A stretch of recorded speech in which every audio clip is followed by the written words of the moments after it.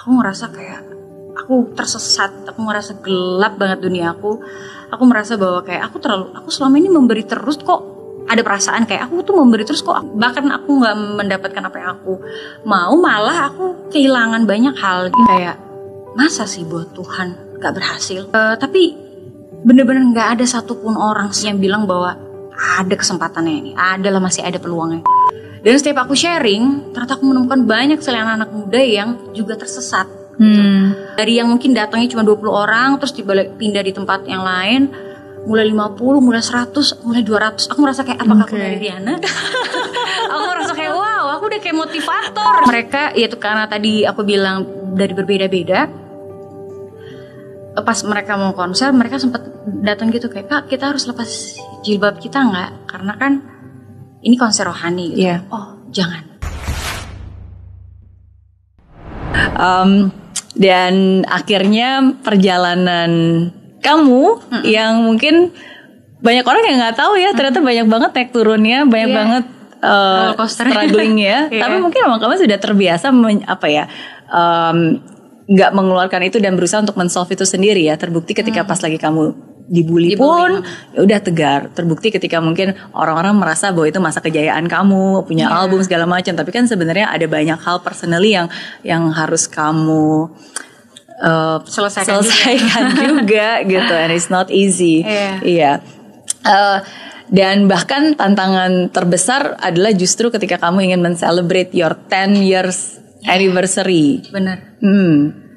Itu aku juga bingung sebenarnya, kayak Tuhan, ini sebenarnya buat Tuhan loh gitu. Kok susah ya prosesnya gitu, dan kenapa aku harus melalui, jadi waktu itu aku mau bikin konser sebagai mungkin ceritain dulu dari idenya, kenapa mau bikin konser dan kenapa konsernya konser rohani. Nah itu dia. Aduh panjang banget, takut gak cukup ya. Semoga timnya bisa edit dengan pas. Jadi Kak, tahun 2018 itu aku kehilangan seseorang yang terbiasa ada, dan aku juga kehilangan beberapa project yang cukup besar, dan aku merasa di akhir tahun 2018 itu kayak banyak hal besar terjadi di waktu yang sama gitu, dan aku merasa kayak banyak banget yang hilang dari hidup aku, dan di situ kayak gunung yang udah dari bawah aku bangun. Karena kalau misalnya dari ajang pencarian bakat, kita kan bener-bener dari zero to hero. Dari yang bukan siapa-siapa, tiba-tiba setiap minggu orang lihat kita. Tapi pada akhirnya ketika kita udah selesai, ya akan ganti season kan. Tapi gimana cara kita memaksimalkan peluang yang udah ada, aku merasa aku harus turun lagi ke bawah. Dan aku bener-bener membentuk karir aku dari bawah gitu. Karena aku gak mau gunung yang isinya angan-angan gitu, aku mau benar-benar terisi gitu. Sehingga awal karir aku memang aku balik lagi ke bawah, memperkenalkan nama aku siapa, lagu aku apa gitu, dan tenggatnya momen-momen itu membawa aku ada di masa-masa yang sangat penuh gemerlap ya pada waktu itu. Dan aku merasa kayak ada satu masa di mana kakak aku pernah bilang gini, kayak kamu tuh kayaknya udah cukup punya apa aja yang kamu butuhkan di Jakarta. Tapi kok kamu lupa ya, maksudnya semua ini kan awalnya karena kamu nyanyi buat Tuhan gitu. Jadi di situ aku ngerasa kayak, oh iya kok aku jarang ya pelayanan di gereja gitu. Aku mungkin pelayanan tapi pelayanan untuk nyanyi-nyanyi kayak misalnya event-event ibadah gitu. Tapi yang bener-bener balik lagi ke Mazmur dengan nada do re mi mi itu kok udah nggak pernah ya. Akhirnya aku bilang sama tim di KAJ, aku bilang kayak boleh nggak aku nyanyi di Natal atau di mana gitu, aku jadi pemazmur gitu. Oh iya gitu. Dan akhirnya beberapa kali aku mulai lagi. Nah di masa-masa yang berat tahun 2018 itu aku ngerasa kayak aku tersesat, aku ngerasa gelap banget dunia aku. Aku merasa bahwa kayak aku selama ini memberi terus kok, ada perasaan kayak aku tuh memberi terus kok, aku nggak mendapatkan apa yang aku mau, malah aku kehilangan banyak hal gitu. Di situ aku banyak kayak pergumulan dan kekecewaan dan banyak banget pikiran-pikiran yang menurut aku bodoh banget gitu pada waktu itu. Dan akhirnya aku merasa udah kayak udahlah, aku nih berdoa sama siapa sih gitu. Wah, aku udah kayak bener-bener lost banget. Aku menjauh dari keluarga aku bingungan kenapa ini Citra, karena aku memang nggak sering menceritakan masalah ke keluarga aku karena aku ngerasa kayak mama aku udah sendiri. Jadi kayaknya kalau ada masalah kayak ya be gentle aja gitu dan balik ke rumah. Jangan nambah beban pikiran mereka lah gitu kan. Biarkan kita kasih masa tua yang lebih menenangkan gitu. Jadi ya aku cuma bilang kayak ya kalau mama mau perhatian, maksudnya mau memperhatikan aku ya mungkin doa aja gitu karena aku percaya doa mama luar biasa gitu. Tapi mamaku juga mungkin ada di fase yang kayak udah nggak ngerti lagi nih anaknya kenapa gitu. Aku juga nggak bisa cerita ke teman-teman aku atau orang terdekat aku di luar rumah, tapi itu berpengaruh sama pekerjaan sampai akhirnya aku ngerasa kayak aku berhenti berdoa gitu. Aku merasa kayak udah di titik yang kayak aku harus kemana, aku harus minta tolong sama siapa. Karena bahkan diri aku aja gak bisa menolong aku gitu. Apalagi aku merasa doa aku juga gak terjawab. Di akhir 2018 aku menjalani hari-hari layaknya kayak hari apa nih? Senin. Oh yaudah, Senin. Hari ini apa lagi nih? Selasa. Yaudah jalanin sampai Desember. Aku merasa bahwa waduh bentar lagi Natal. Aku merasa Natal itu sesuatu yang selalu tahun penuh kelegaan karena kita udah melewati masa-masa gitu, dan tahun penuh hadiah gitu. Jadi magical ya. Iya, jadi tahun keajaiban. Kayaknya aku salah satu yang sangat cinta sekali dengan vibe Christmas gitu. Tapi di awal Desember itu aku ngerasa kayak siap nggak ya ini mengalami Natal? Karena apa arti Natal kalau aku nggak bisa merasakan grateful gitu. Dan entah kenapa di saat-saat aku kayak aku kayak udah bener-bener nggak pernah ngapa-ngapain lagi, tiba-tiba kayak satu demi satu banyak sekali kejadian-kejadian yang menyelamatkan aku gitu Kak. Tiba-tiba ada komunitas-komunitas baru yang aku kenal, terus aku jadi membuka cara pikir aku atau cara pandang aku terhadap masalah, terhadap orang lain atau terhadap sebuah hubungan.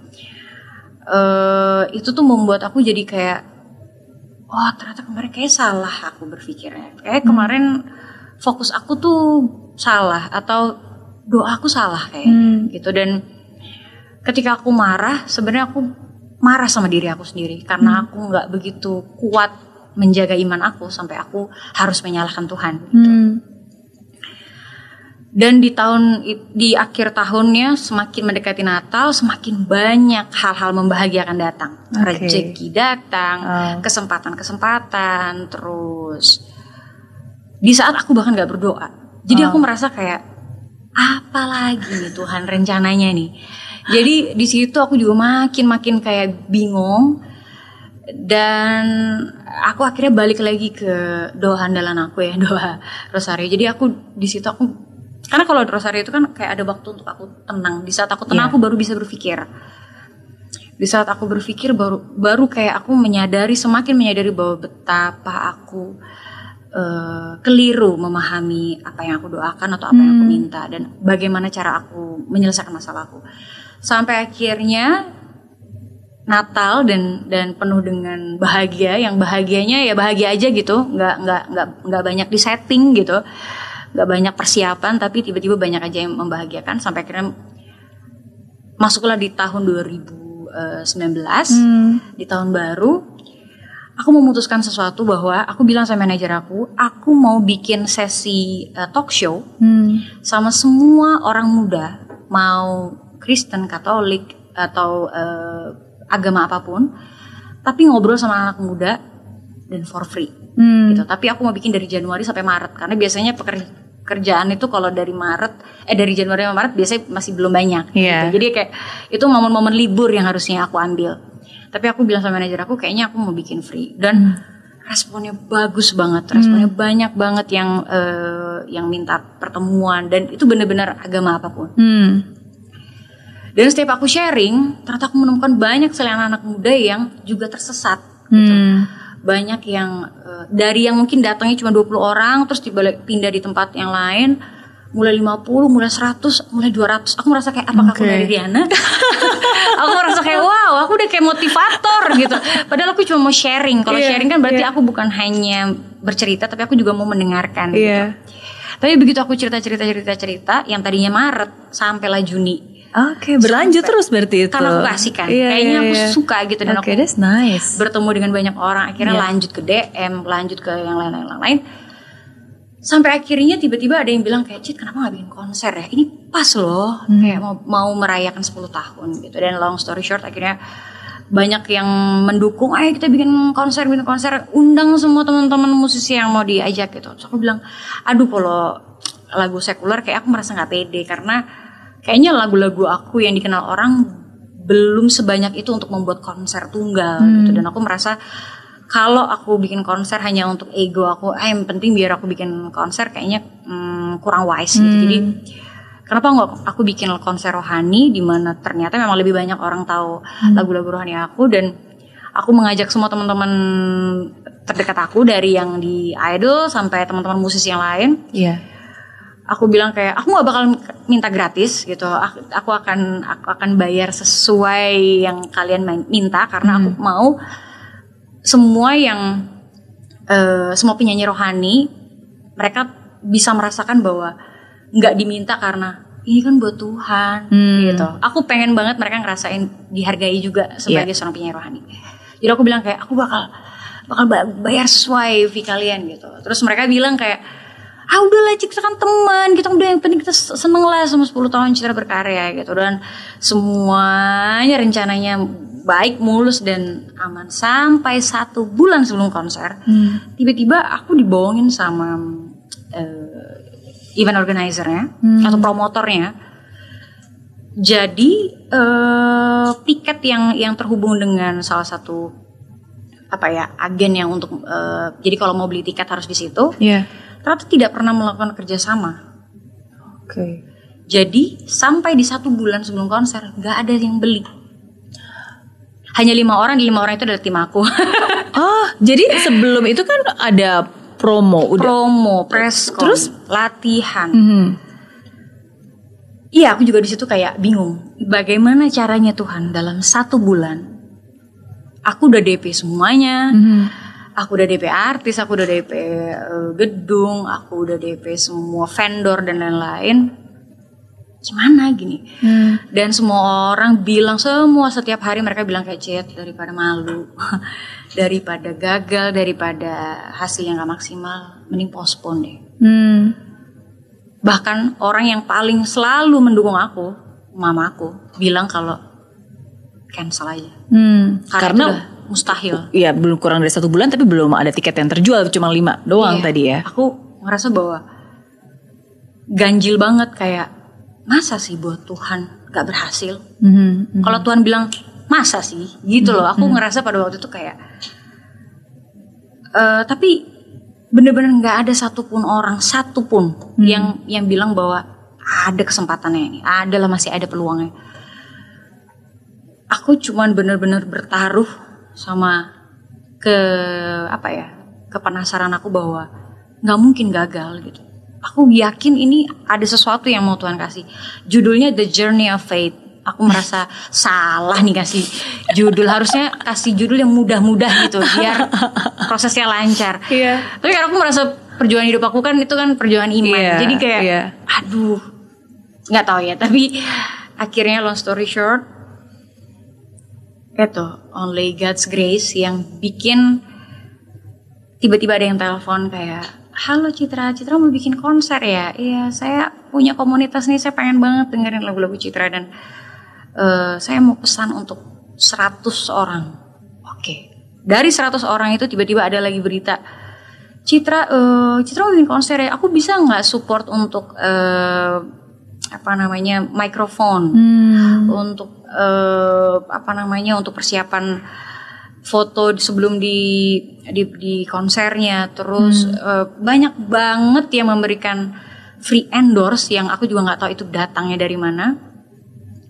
Sampai yang punya gedung di Balai Sarbini waktu itu karena impian aku banget, kayak pengen banget punya konser di Balai Sarbini karena ya. dia bulat gitu. Dan aku bilang kayak pengen banget. Aku sampai ngerasa apakah ini karena obsesi aku ya Tuhan ya sampai ini jadi gagal. Terus aku jalanin aja terus. Aku nggak mau berpikir. Aku ngerasa wah kalau ada 100 orang berarti masih ada kemungkinan. Besok ada lagi. Tapi ada aja semakin dekat semakin ada masalah, tapi semakin ada bantuan. Ya itu aku juga bingung. Aku mau menelaah itu seperti apa. Tapi semakin mendekati hari, semakin banyak. Dan sampai di 1 hari sebelum konser, itu juga semakin membludak. Orang telepon sana sini, orang yang bilang ada yang tiba-tiba saya ingin melayani, saya mau kasih uang sebanyak 300 juta. Wah, itu aku juga nggak tahu datangnya dari mana. Terus tiba-tiba di hari H, kita dalam waktu 3 jam sebelum konser, kita harus tambah kursi. Oh wow. Karena wah itu magic banget. Aku nggak ngerti deh untuk menceritakannya karena kayak ajaib banget ya Tuhanku ini gitu. Kayak nggak bisa aku pikir dengan kepala aku gitu. Jadi apa yang terjadi hari itu, aku sampai takut pas buka tirai konser opening ya karena takut nggak ada yang nonton, kalau nggak ada yang dateng gitu.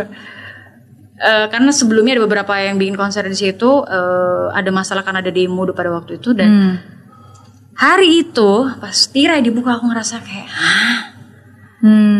siapa aja ini gitu, datang dari mana aja gitu orang-orang ini. Wow. Bahkan sampai konser selesai aku udah nyanyi lagu Pasti Bisa, di mana lagu itu harusnya lagu closing. Aku sampai bilang sampai ketemu lagi ya gitu, karena orang nggak pindah, orang nggak pulang, orang nggak sampai di lagu terakhir. Konser itu berjalan dengan amat sangat magic. Momen yang pernah menjadi titik terendah kamu karena pada saat itu juga kamu sempat kalut dan berpikiran macam-macam sebenarnya, very stressful, depressed, tapi bisa berakhir dengan indah. Ada banyak banget orang-orang baik yang bantu aku juga di situ, seperti volunteer, keluarga, teman-teman yang dulu pernah bantuin. Aku pernah bantu mungkin mereka di IO, akhirnya kayak comot-comotan gitu. Akhirnya kita kayak punya IO sendiri dari kerabat terdekat. Terus di volunteer itu ada beberapa teman-teman muda yang mereka pernah hadir di talk show aku. Jadi mereka menawarkan diri gitu. Yang volunteer yang sebenarnya dibutuhkan 20, yang datang 90. Wow. Itu aku juga kayak. Terus mereka yaitu karena tadi aku bilang dari berbeda-beda. Pas mereka mau konser, mereka sempat datang gitu kayak, "Kak, kita harus lepas jilbab kita nggak? Karena kan ini konser rohani gitu." Oh, jangan. Aku mau kasih tunjuk ke semua orang bahwa konser ini bisa terjadi karena keberagaman yang bersatu. Gitu. Jadi aku mau semua, bahkan ada yang pakai beras gitu. Karena aku pengen bener-bener kayak, oh my god, aku bener-bener bukan hanya beruntung, tapi aku bener-bener diberkati banget untuk bisa merealisasikan hari ini. Dan selesai konser semua orang kayak nangis. Mereka bilang kayak, "Kak, walaupun aku bukan seorang Kristiani, tapi aku menikmati setiap lirik yang ada dan membuat aku jadi lebih ingin kenal agama aku gitu." Oke. Jadi gitu deh. God's grace hanya karena kasih dan kemurahan hatinya lah, makanya itu bisa terjadi. Ya, dan sesuai dengan tema yang memang kamu cetuskan kan, is the journey of faith. Iya. Aku sambil mendengarkan kamu, ada banyak sih yang terlintas di dalam pikiran aku juga, karena sebenarnya ya setiap dari kita kan pasti punya masa-masa ups and downs ya. 2018 juga termasuk ada beberapa hal, beberapa doa gitu yang aku doakan, aku ngerasa kok nggak dijawab ya, kok nggak terjawab gitu. Iya, tapi di saat itu aku diingatkan dan disadarkan gitu bahwa ya kadang-kadang kan kita berdoa untuk meminta ke Dia gitu kan. Tapi kan sebenarnya doa itu ya bukan kita minta-minta ke Tuhan, tapi sebenarnya doa itu ya untuk mempersiapkan kita untuk menerima apa yang dia mau gitu, bukannya kita meminta apa yang kita mau, tapi doa itu gunakan untuk kita gitu, untuk yang mempersiapkan kita sehingga apapun juga yang dia mau kehendaki untuk terjadi ya udah kita sudah siap gitu untuk menerimanya ya. Dan it's the journey of faith yang akhirnya menjadi pengalaman dan menjadi highlight dan menjadi cerita dan menjadi testimoni juga. Justru memang kalau aku tilik kembali ya, kayak ada banyak pertanyaan pada waktu kalut itu, kayak apakah aku akan tetap percaya Tuhan kalaupun hidup aku belum juga diselamatkan. Dan aku merasa kayak ketika aku memilih untuk kayak, kalau orang Sunda bilang sok atuh Tuhan gitu, kayak terserah Tuhan, kalau Tuhan maunya gimana aku ikut. Mau suram terus gak apa-apa, yang penting aku gak sendirian, yang penting sama Tuhan. Justru ketika aku udah punya fase yang benar-benar udah berserah, bukan kayak udah serah deh Tuhan, kalau itu kan aku nyerah gitu. Tapi kalau aku benar-benar, pun aku nggak beruntung, pun aku nanti terseok-seok jalannya, tapi kalau aku nggak sendiri, aku sama Tuhan, aku ikut aja gitu. Aku merasa bahwa justru di situ aku menemukan iman aku, dan justru di situ baru terjadi keselamatan itu. Karena ketika aku kayak Tuhan mana gitu, ya aku merasa kayak kalau kita cuma cari Tuhan di saat kita butuh, kayak wow, kayak aku ngerasa nggak adil gitu. Gitu. Jadi kayak justru aku pengen kasih tahu ke Tuhan kalau walaupun jalannya akan susah, tapi aku mau percaya dan setia aja. Jadi deh lagu yang rohani. Pertolonganmu, sertamu. Nah di tahun itu aku ngeluarin lagunya sertamu. Dan tahun yang kemarin baru rencanamu. Bahwa penyertaan Tuhan itu selalu ada. Even though we cannot see, He's still working. Walaupun kita nggak bisa melihat, tapi dia tetap bekerja. Walaupun kita nggak bisa merasakan, tapi dia juga tetap bekerja dan melakukan. And that's what faith all about kan. Dan emang Tuhan itu kadang-kadang suka aneh ya. Kadang saya juga suka nanya, oke, Tuhan, oke, saya akan maju, tapi kasih tahu dong cluenya gimana caranya gitu, tunjukin, kasih petunjuk gitu dong gitu kan. Kalau kamu kasih petunjuk, at least saya biar lah bener gitu nih jalannya, kasih gitu dong petunjuk ya kan. Cuma kadang-kadang kan Tuhan diem aja nggak ngasih petunjuk. Tapi ya mungkin disitulah Tuhan lagi mau ngetes iman kita kan. Kamu tuh benar-benar percaya nggak sih? Kan kalau iman itu ya berarti kita tetap percaya, tetap berjalan walaupun kita nggak tahu caranya. Dan kadang ya mungkin kita harus jalan dulu sambil benar-benar mendekati hal yang paling kita takuti, baru di situ Tuhan akan kasih instruksi. Oke, sekarang ini kamu harus gini, ini kamu harus gini, dan Tuhan kasih akan bantu. Gitu. Unik-unik sih memang ya kalau cerita-cerita orang ya, cara mereka benar-benar untuk menemukan jawaban dari rencana Tuhan. Jadi menurut aku kalau aku sharing ke orang lain, kayak memang ceritanya memang ya seru-seru sih, beda-beda gitu kapan timingnya. Yang pasti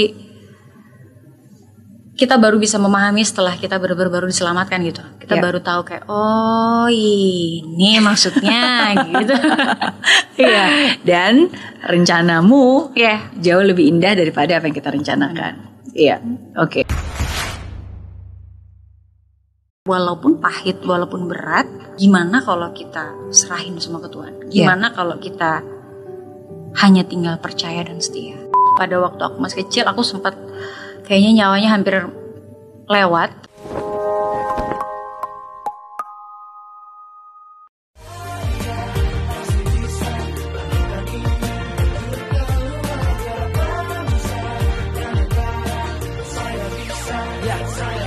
Laksana bumi tanpa hujan, hidup tanpa tujuan, kering dan mati tanpa hijaunya tumbuhan. Demikian kalau mimpi tak kunjung terjadi.